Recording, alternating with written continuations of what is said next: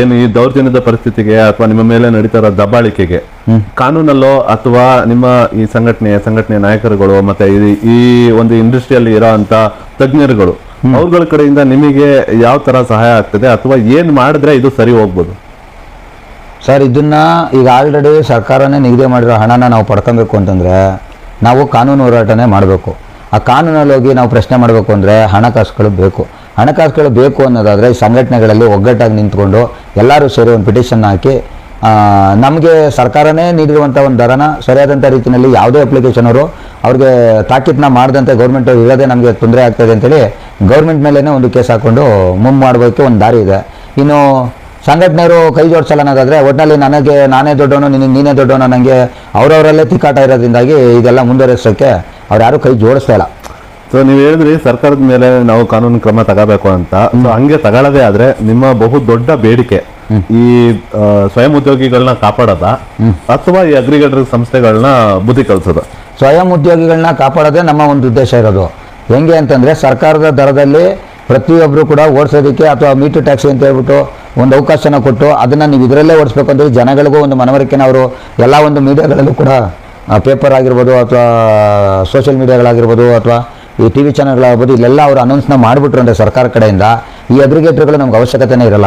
ಅವಾಗ ಏನಾಗುತ್ತೆ, ಎಲ್ಲರೂ ಇಂಥರ ಒಂದು ಸರ್ಕಾರದ ರೇಟ್ ಇಷ್ಟಿದೆ ಮೀಟ್ರ್ ಹಾಕ್ಸ್ಕೊಂಡು ಗಾಡಿ ಯಾವ್ಯಾವ ಬರ್ತಾವೆ ಅದರಲ್ಲೇ ಮಾತ್ರ ಸರ್ವಿಸ್ ತಗೊಳ್ಳಿ ಅಂತ ಹೇಳ್ಬಿಟ್ರೆ ಅವಾಗ ನಮ್ಮಂತವರು ಸ್ವಯಂ ಉದ್ಯೋಗಿಗಳು ಬದುಕೊಂತೀವಿ ಸರ್. ನೀವು RTOಗೆ ಒಂದು ಲೆಟರ್ನ ಕೊಟ್ಟು ನೀವು ಒಂದು ಪರ್ಮಿಷನ್ ತಗೊಂಡಿದ್ದೀರಿ. ಕರೆಕ್ಟು. ಅದರ ಉದ್ದೇಶ ಏನು ಅಂತ?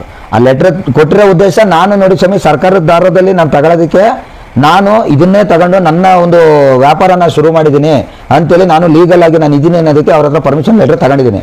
ಅದಕ್ಕೆ ಅವರು ಪರ್ಮಿಷನ್ನ ಆ ಸೀಲ್ ಹಾಕ್ಬಿಟ್ಟು ಆಯಿತು ನಾನು ಇದನ್ನ ನಾವು ಸ್ವೀಕರಿಸಿದೀವಿ, ನಿಮ್ಮ ಅಹವಾಲನ್ನು ಸ್ವೀಕರಿಸಿದೀವಿ ಅಂತೇಳಿ ನಮಗೆ ಕೊಟ್ಬಿಟ್ಟಿದ್ದಾರೆ. ಸೊ ಕೊಟ್ಟಿರೋದ್ರಿಂದ ನಾನು ಲೀಗಲ್ ಆಗೇ ಇದ್ದೀನಿ. ಯಾರೇ ಬಂದು ಪ್ರಶ್ನೆ ಮಾಡಿ ನೋಡಪ್ಪ ನಾನು ಇಂಥ ಕೆಲಸ ಮಾಡ್ತಾ ಇದ್ದೀನಿ, ಈ ಅಪ್ಲಿಕೇಶನ್ ತಗೊಂಡು ನಾನು ಸರ್ಕಾರದ ದರನ ನಾನು ತಗೊಳ್ತಾ ಇದ್ದೀನಿ ಅಂತೇಳಿ ಮುಂಚಿತವಾಗಿ ನಾನು RTOಗೆ ಅಂದರೆ ನಮ್ಮ ಟ್ರಾನ್ಸ್ಪೋರ್ಟ್ ಡಿಪಾರ್ಟ್ಮೆಂಟ್ ಕೊಟ್ಟಿರೋದ್ರಿಂದ ನಾಳೆ ದಿನ ಕಾನೂನಿನ ತೊಡಕು ಯಾವುದೇ ಬಂದರೂ ಕೂಡ ನಾನು ಅದನ್ನು ತೋರಿಸ್ಬಿಟ್ಟು ಅದೇ ಮುಖಾಂತರನೇ ನನ್ನ ಒಂದು ಕಾನೂನಿನ ಗೆಲುವನ್ನ ನಾನು ಪಡ್ಕೊತೀನಿ. ಅದು ಅವಕಾಶ 100% ಅದನ್ನು ಕೊಟ್ಬಿಡ್ತು ಅಂದರೆ ಎಲ್ಲ ಡ್ರೈವರ್ಗಳನ್ನು ನಿರಾಳವಾಗಿ ಕೆಲಸ ಮಾಡ್ಕೊಂಡು ಹೋಗ್ಬೋದು, ತಮ್ಮ ಹಕ್ಕಲ್ಲಿ ಆ ದುಡ್ಡನ್ನ ಪಡ್ಕೊಂಡು ಹೋಗ್ಬೋದು ಅಷ್ಟೇ. ಓಕೆ, ನೀವು ನಿಮಗೆ ಬೇಕಾಗಿರೋಂಥ ವ್ಯವಸ್ಥೆನ ನೀವೇ ಸರಿ ಸೃಷ್ಟಿಸ್ಕೊಂಡಿದ್ದೀರಾ? ಅಂದ್ರೆ ಟೌನರ್ ಅನ್ನೋ ಸಂಸ್ಥೆಯಿಂದ ನಿಮಗೆ ಬೇಕಾಗಿರೋ ವ್ಯವಸ್ಥೆ ಅಂತೂ ಸಿಕ್ಕಿದೆ. ಅದಕ್ಕೆ ಬೇಕಾಗಿರೋಂಥ ಸರಿಯಾದಂತ ಪರವಾನಗಿಗೋಸ್ಕರ ನೀವು ಈ ಲೆಟರ್ನ RTO ಕಚೇರಿಗೆ ಕೊಟ್ಟಿದ್ದೀರಾ. ಅದರ ಮುಂದಿನ ಏನೇ ಕ್ರಮ ಅಥವಾ ಸೂಚನೆಗಳಿದ್ರು RTO ಇಂದ ನಿಮಗೆ ನೇರವಾಗಿ ಅವರು ಅದ್ರ ಬಗ್ಗೆ ಮಾಹಿತಿಗಳನ್ನ ಕೊಟ್ಟು ನೀವು ಅದ್ರ ಪ್ರಕಾರ ನಡ್ಕೊಳ್ಳೋದಕ್ಕೆ ರೆಡಿ ಇದ್ದೀರಾ? ನಾವು ರೆಡಿ ಇದೀವಿ ಖಂಡಿತ. ನಾವು ಕೊಟ್ಟಿರೋ ಲೆಟರ್ಗೆ ನಮ್ಗೆ ಅವರು ಹಿಂಬಾಲನ ಇನ್ನೂವರೆಗೂ ಕೊಟ್ಟಿಲ್ಲ. ಅವರು ಇಲ್ಲ ನೀವು ಕೊಟ್ಟಿರೋದು ಸರಿ ಇಲ್ಲ ಅಂತನೋ ಇಲ್ಲ ನೀವು ಕೊಟ್ಟಿರೋದು ಸರಿ ಅಂತನೋ ನಮಗೆ ಕೊಟ್ಟಿಲ್ಲ. ಅಂದರೆ ಯಾವ್ದು ನಾವೇನು ಹೇಳಿದ್ವಿ, ನಾನು ಮಾಡ್ತಾ ಇರೋ ಕೆಲಸ ಹಿಂಗಿದೆ ಅಂತೇಳಿ ಮಾಹಿತಿನ ಕೊಟ್ಬಿಟ್ಟು ಬಂದಿದ್ದೀನಿ. ಅವ್ರ ಕಡೆಯಿಂದ ಅವರು ಅದರಲ್ಲಿ ಆ ಜವಾಬ್ದಾರಿಯುತ ಸ್ಥಾನದಲ್ಲಿ ಇದ್ಮೇಲೆ ನೋಡಪ್ಪ ನೀನು ಕೊಟ್ಟಿರೋದನ್ನ ನಾವು ತಗೊಂಡಿದ್ದೀವಿ, ಈ ತಗೊಂಡಿರೋದ್ರಲ್ಲಿ ನೀವು ಹೇಳಿರೋದ್ರಲ್ಲಿ ತಪ್ಪು ಸರಿ ಅನ್ನೋದನ್ನ ಅವ್ರಿಗೆ ಹೇಳ್ಬೇಕಾಗಿತ್ತು. ಇದುವರೆಗೂ ಹೇಳಿಲ್ಲ.